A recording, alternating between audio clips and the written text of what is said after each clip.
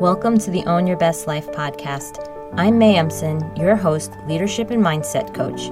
Here, we talk all things spiritual, mindset, business, leadership, and wellness for the modern seeker who wants to align their life with purpose and inspiration. We'll cover career changes, stress management, meditation, energy, intuition, and more. Each episode holds spiritual and practical tools to help you live a life of your wildest dreams without getting burnt out along the way. Ready to live a life on your own terms? This is the Own Your Best Life podcast. Welcome, friends, to episode number 41 of the Own Your Best Life podcast. If you've been on this path of self or personal growth, you might be wondering if it's selfish. You're taking more time for yourself, you're prioritizing your well-being, and you're thinking about yourself and how you relate to others and the world around you more and more. Is this selfish? So listen to today's podcast to find out some of the risks and rewards of self-development. So I remember when I first began really looking into self-development many years ago, I made a list of priorities. I remember seeing this exercise and thinking, okay, I can do this. So guess who I moved to the top of that list? I moved myself. And I shared this list with my husband, and he was like, So it got me thinking about this idea of whether or not this really was selfish. And there are so many reasons to think that it's not selfish. We all know the instructions on the airplane to put your oxygen mask on first before helping others. There are also many reasons to see why it would be selfish too.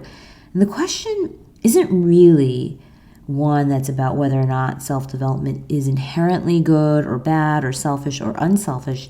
It's actually about where it intersects with other people's lives and needs in helpful or unhelpful ways.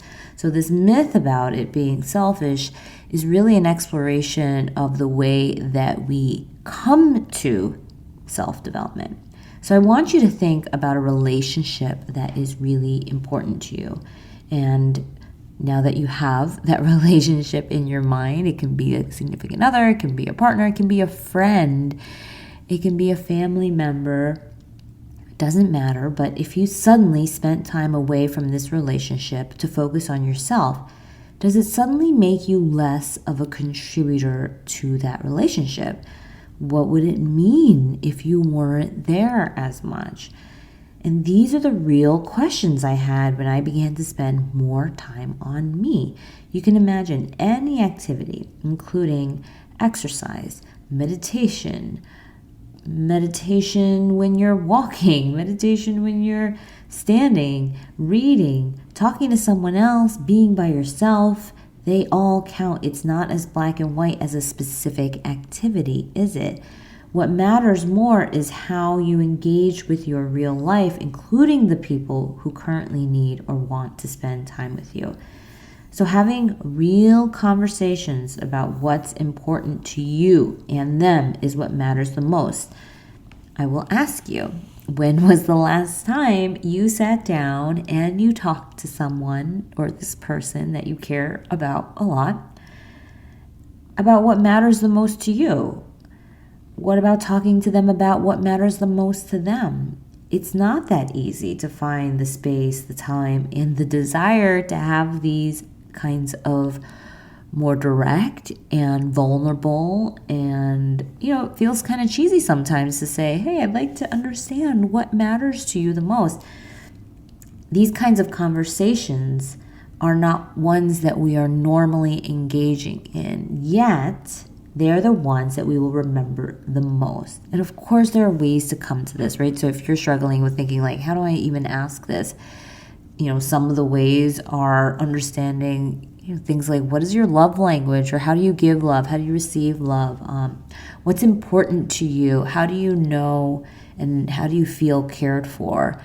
Is it because I spend time with you? Is it because I talk to you? Is it because of what I say? Is it because I'm, helping you in things? So there are many ways to kind of have these kinds of conversations. And I remember the other day, my daughter was home with me on the weekend, and I was about to put on this streaming workout on my computer, to project onto the screen. And she said to me, "Mom, you're on the computer all day during the week.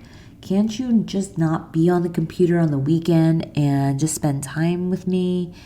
And that was a real conversation. And it was spot on, because even though it wasn't that doing a workout was wrong, right? We need to get our workouts in. We need to move our body. It was the idea that someone is expressing to you what's important to them, right? So she was telling me what she was thinking. And I said, you're right. Do you want to go for a big walk with me instead? And she just loved that idea. And we ended up spending almost the entire day outdoors. And given that it's winter, it's not something that we're doing as much in terms of spending like that many hours. I will say we were probably out for, I don't know, at least like 8 hours, maybe. And it wasn't warm at all. And the day just took this different turn, and it was such a refreshing experience. And I know that a lot of it was due to responding to the needs of that moment. So just, kind of tune into these moments, not as something that's negative, which in the beginning I remember feeling kind of resentful to this idea of like, well, I need this time for me, and don't you want me to be my best self? At the same time, these conversations are the opening. They're the opening to us having a different experience, one that is inclusive of both. So self-development isn't selfish, right? That's the myth. Oh, it's so selfish. It isn't selfish, but there are ways to create these helpful experiences for yourself, right? Anything that you want to do that's more of you, right? Any hobby or a sense of play or enjoyment or something that you know is just good for you, you can still do this and still allow those around you to get what they need. And maybe you do need a little extra time, you need some support, whether it's in terms of finances or childcare or time to work out, or maybe you're eating differently, or the people around you aren't getting the same time or attention. All of that is okay. That you may need a little bit more of some kind of resource. That is okay. What is not okay is you not understanding or trying to work towards understanding how you can still take care of yourself while also taking care of what's important. So that is the challenge that I am putting out to you all, which is this idea that in your pursuit of this dream, this whatever desire that you have on your heart, also see how you can take care of what's also important in your life, which are the people around you. So you can let that pendulum swing a little bit towards you and then back towards others. You can think of it as this give and take, but the important thing is without measuring. Because if you are measuring, well, I got this hour and that person has that hour, and now you have this and I have that, it starts to, erode the relationship a lot more. And when you're able to do this give and take with a lot of heart for whatever you are doing at that time, it is noticed. And again, you're not always going to get it right. We don't do these things perfectly, but we can respond. We can be flexible. We can say, okay, I hear you. This is feedback. Thank you for sharing this. And, let me see what I can do. Or, okay, let's work on something different. I've had to shift my structure and my schedules from year to year, from month to month, and sometimes even day to day to support myself and those around me.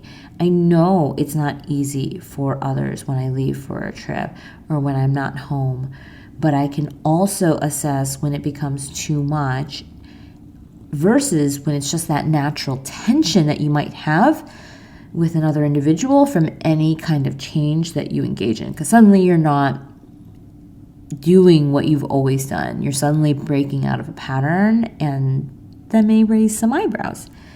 And for those that have listened to one of my popular early episodes around codependency, this is a minefield for you, that you're breaking out of these codependent patterns. It is difficult when you want to please others so much to actually do something that you know may cause tension. So this is, again, where we have to be smart and skillful, not just forceful in asking for what we need in order to live these lives more fully. This happens all the time. When you suddenly figure out, wait, there are things that I can do that will dramatically improve the quality of my life and the enjoyment of my life and the feeling of strength that I have, of resilience, of agency. All of a sudden you're like, I'm all in. I'm doing all the things all the time, every day. And you're like, gosh, May, I hear this all the time. This takes so much time. This takes a lot of time between my journaling and my meditations, or my, practice in the morning, my reading, my writing, my exercises. All these things take a lot of time. And I'm not saying that they should or should not take time, right? These are things that, one-on-one we craft individually, but the idea is that it is a shift. It's a shift. And if you are in any kind of relationship with someone else, it is going to look like you're taking a lot of time for yourself, especially if that time before was spent with another person or with a group of people or just in a different way, and everything was fine before. So again, you're kind of rocking the boat, you're moving away from status quo, and just because it's hard, it doesn't mean it's not worth it. I want to be clear about this. So sometimes we're like, well, I don't want to rock the boat, and I don't want to be that person that suddenly isn't there for my family anymore. It's not that black and white. Each step we take towards defining what we want and making it known is progress. And each step we take in cultivating a more loving, a more thoughtful response to others is also progress. Self-development at the end of the day is a very personal journey, and one where you are no better than someone else because you decided to do this. Sometimes we feel that way, or we're like, we have chosen this path and you have not, so therefore you don't know how great it is. But realize that just because you decided to do this, it doesn't make it better or worse. And if you are really wanting to engage on this journey towards realizing your goals, or becoming more patient or calm or strong, or developing yourself and developing other people, we have to understand that it's our own journey, our own personal journey. It's a path we want to take, and not because it's better, but just because we want to explore it. And at the same time, others have their own paths, their own desires for their lives that are just as meaningful and rich, even if they are not yours.